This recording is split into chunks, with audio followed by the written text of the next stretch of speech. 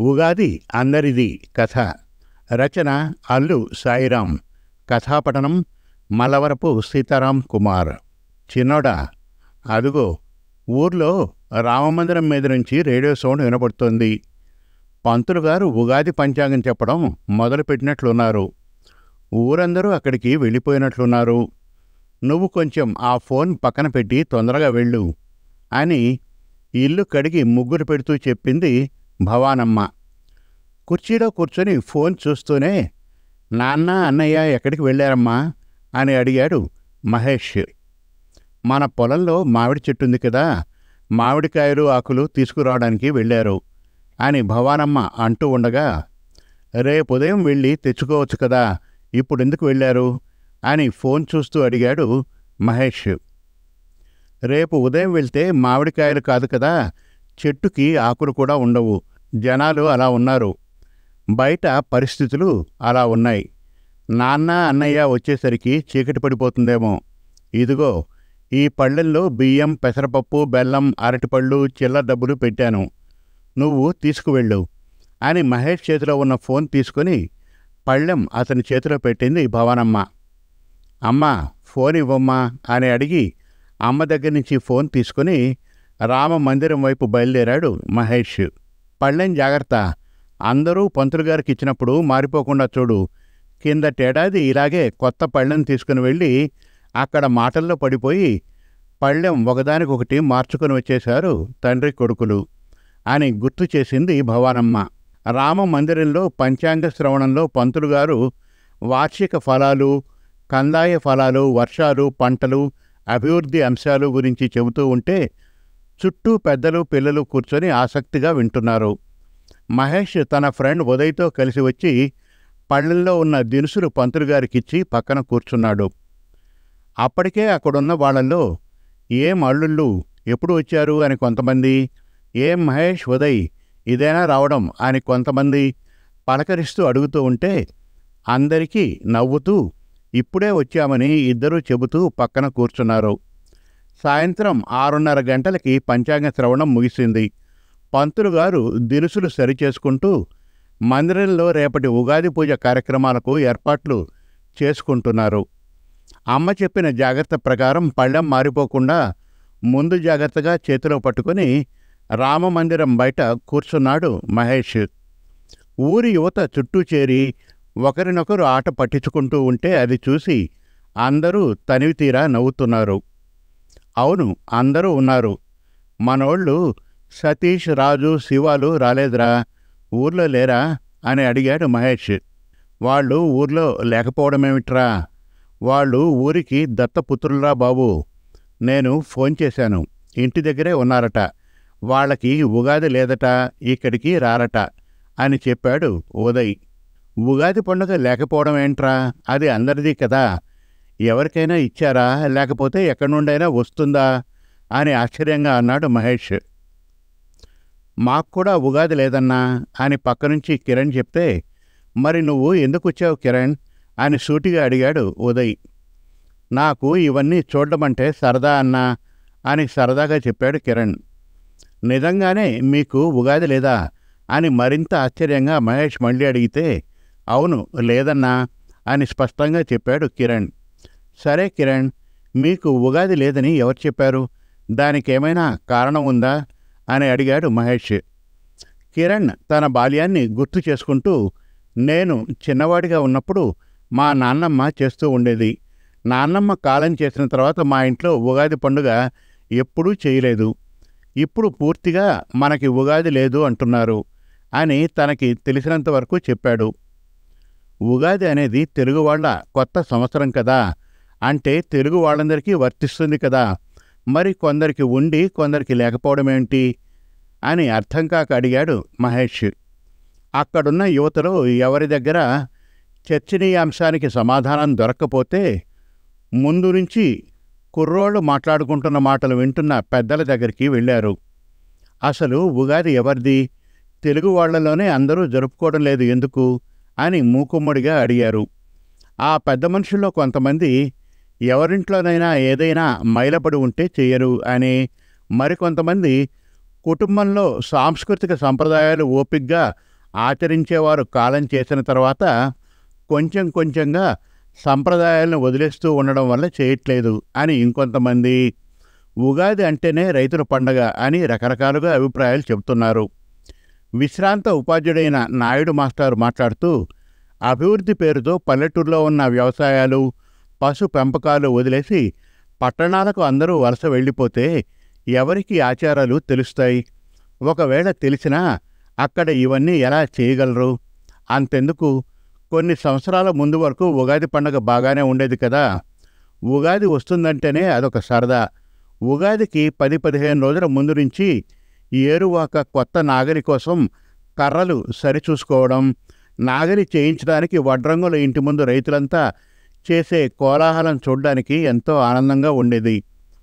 నాగలికి ఏరుకి కట్టడానికి కొత్త తాళ్లు సిద్ధం చేసుకోవడం, ఎద్దులకి మెడలో కొత్త గంటలు చేయించుకోవడం, పండించిన చెరుకు ఆడించి కొత్త బెల్లం తయారు చేసుకోవడం, పచ్చని మామిడి తోరణాలు గుమ్మాలకు కట్టి ఉగాది ముందు రోజు సాయంత్రం పంచాంగ శ్రవణం, ఉగాది రోజు తెల్లవారుజామునే నిద్రలేచి తలంటుకొని కొత్త బట్టలు ధరించి ఏరువాక కట్టి పొలంలోకి వెళ్ళేటప్పుడు దారిలో వస్తున్నా పోతున్నా ఎద్దుల మెడల్లో ఉన్న కొత్త గంటలు గల్లుగల్లుమనే శబ్దాలతో ఊరంతా తెల్లవారేది. పొలంలో సూర్యుడికి, భూదేవికి, పంచభూతాది దేవతలకి తమ పంటలు కాపాడమని ప్రార్థించి తిరిగి ఇంటికి వచ్చేటప్పుడు మామిడికాయలు, మావి చిగురాకులు, వేప పువ్వులు, పనసకాయలు, కొబ్బరికాయలు పట్టుకొని వచ్చేవాళ్ళు. ఇంటి దగ్గర ఉన్న ఆడవారు గోపూజ చేసి ఇంటికి ఏరువాకతో వచ్చిన ఎద్దులకి కాళ్ళు కడిగి బొట్లు పెట్టి కొత్త నాగలికి మొక్కడం, తర్వాత అన్నీ కలిపి ఉగాది పచ్చడి చేసుకొని అందరూ పంచుకుంటూ తినేవాళ్ళు. తర్వాత తోటల్లో ఉయ్యాల కట్టి చిన్న పెద్ద తేడా లేకుండా సరదాగా ఊగేవాళ్ళు. ఇలా ఉగాది అంటే చాలా హడావిడిగా ఉండేది. మరి ఇప్పుడు పరిస్థితి చూస్తున్నాం కదా. ఒకరు పండగ లేదంటారు, మరొకరు పండుగే కాదంటారు అని విశ్లేషించి చెప్తూ ఉంటే తెలిసిన వాళ్ళు గతాన్ని గుర్తు చేసుకుంటూ, తెలియని వాళ్ళు ఉగాది అంటే అంత వైభవంగా ఉంటుందా అని ఆశ్చర్యపోయి వింటున్నారు. ఇలా ఒక్కొక్కరు ఒక్కో అభిప్రాయం చెబుతూ ఉండడంతో సమయం తెలియకుండా జరుగుతున్న చర్చ కాస్త ప్రజాభిప్రాయ సేకరణలా మారింది. గడియారంలో చిన్నమూలు 8 దాటాక పంతులుగారి పూజా కార్యక్రమాలు ముగించుకొని తలుపు గడియ వేసుకుంటూ బయటకు వస్తున్నారు. ఇక్కడ చర్చ జరుపుతున్న వారి దృష్టి పంతులుగారి వైపు మళ్ళీ అందరూ అక్కడికి వెళ్ళారు. పంతులుగారు అంటూ మహేష్ ఏదో చెప్పబోతూ ఉండగా, మీ చర్చ ఆది నుంచి అంతా వింటున్నానయ్యా మహేష. నేటి యువతకే కాదు, పెద్దరికి సైతం అవసరమైన చర్చకి సారథ్యం చేస్తున్నావు. శుభం. నాకు తెలిసినంతవరకు నేను ఓ మాట కలుపుతున్నాను. ఉగాది అంటే ఉగస్య ఆది. ఉగ అంటే నక్షత్ర గమనం, జన్మ, ఆయుష్ అని అర్థాలు. వీటికి ఆది అనగా ఆరంభం. ఇంకొక విధంగా చెప్పాలంటే యుగానికి ఆది యుగాది అయింది. పురాణపరంగా చెప్పాలంటే విష్ణువు దశావతారాల్లో ఒకటైన మత్స్యావతారంలో సోమకుడిని వధించి వేదాలను బ్రహ్మదేవుడికి అప్పగించడం జరిగిందని, ఈ చైత్ర శుక్ల పాడ్యమి నాడు విశాల విశ్వాన్ని బ్రహ్మదేవుడు సృష్టించడం జరిగిందని, అందువల్ల ఈ శుభదినాన ఉగాది పండగ జరుపుకుంటున్నామని ప్రతీతి. శిశిరం తర్వాత వచ్చిన వసంతంలో చెట్లు చిగురించి ఎటు చూసినా ప్రకృతి పచ్చగా శోభాయమానంగా ఉంటుంది.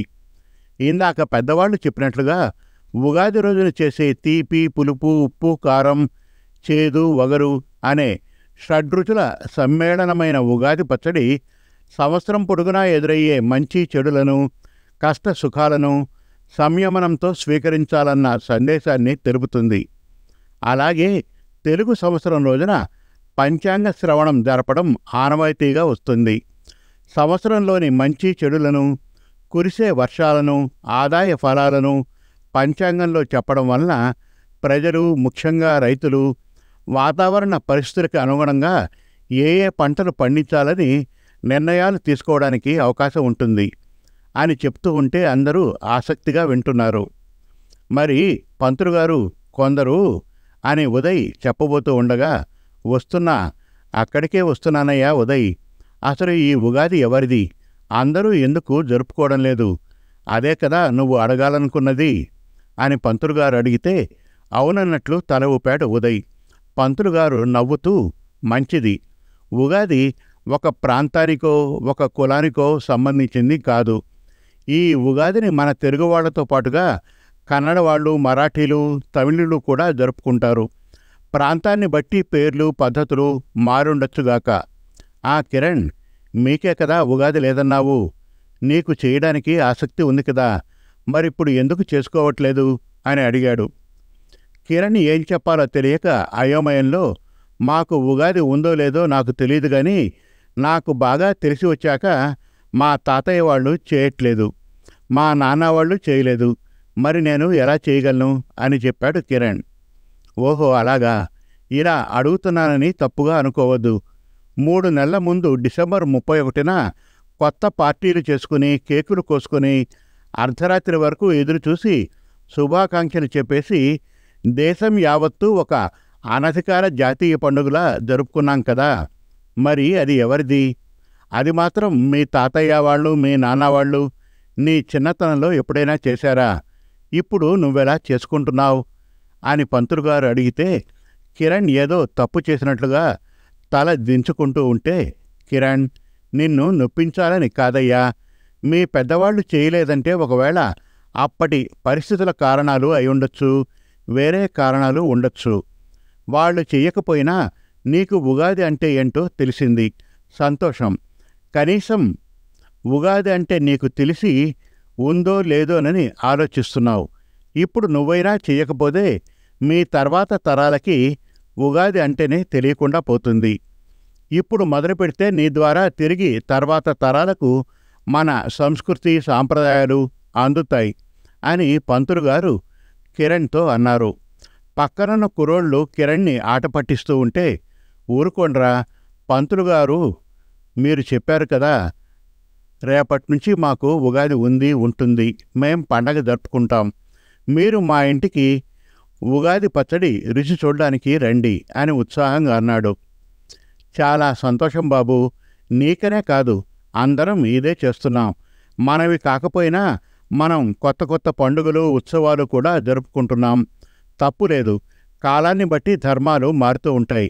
కానీ మన ఉనికిని చాటే పండుగలు ఏదో ఒక కారణంగా జరపకపోవడం వల్ల క్రమక్రమంగా విలువైన ఆచార సాంప్రదాయాల్ని కోల్పోతున్నాం. మనం ముందు తరాల నుంచి వచ్చిన సంస్కృతి సాంప్రదాయాలు తరువాత తరాలకు అందించాలి. ముందు తరాల నుంచి వచ్చిన మూఢనమ్మకాలు, అపోహలు ఏమైనా ఉంటే అవి మనతోనే ఆపేయాలి అని పంతులుగారు ముగింపుగా చెప్తూ చేతి గడియారం చూస్తూ ఉంటే, 9 దాటిందండి అని నవ్వుతూ అన్నాడు మహేష్. మరేం సరిపోదా? మరో 3 గంటలు ఇలా మాట్లాడుతూ ఉంటే ఉగాది వచ్చేస్తుంది. అందరూ ఇంటికి వెళ్ళి తెల్లవారి లేచి చక్కగా ఉగాది పచ్చడి చేసుకొని ఉగాదిని బాగా జరుపుకోండి. అందరికీ శ్రీ క్రోధినామ సంవత్సర శుభాకాంక్షలు అని పంతులుగారు చెప్తే అందరూ ఒకరికి ఒకరు శుభాకాంక్షలు తెలుపుకుంటూ ఇళ్లకు చేరారు. సమాప్తం. మరిన్ని చక్కటి కథల కోసం, కవితల కోసం, వెబ్ సిరీస్ కోసం మనతెలుగుకథలు.com విజిట్ చేయండి. Thank you.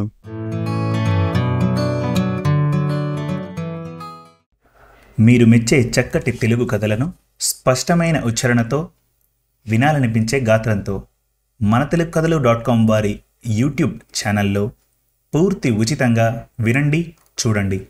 మనతెలుగుకథలు.com వారి యూట్యూబ్ ఛానల్ను ఈరోజే ఉచితంగా సబ్స్క్రైబ్ చేయండి. ఎంపిక చేసిన చక్కటి కథలను వీణుల విందుగా వినండి. వందల కొద్దీ మంచి కథలను రచయితల వారీగా పొందుపరిచాము. మరుగున పడుతున్న తెలుగు కథలను మీ ముందుకు తెస్తున్న మా ప్రయత్నానికి సహకరించండి. ధన్యవాదాలు.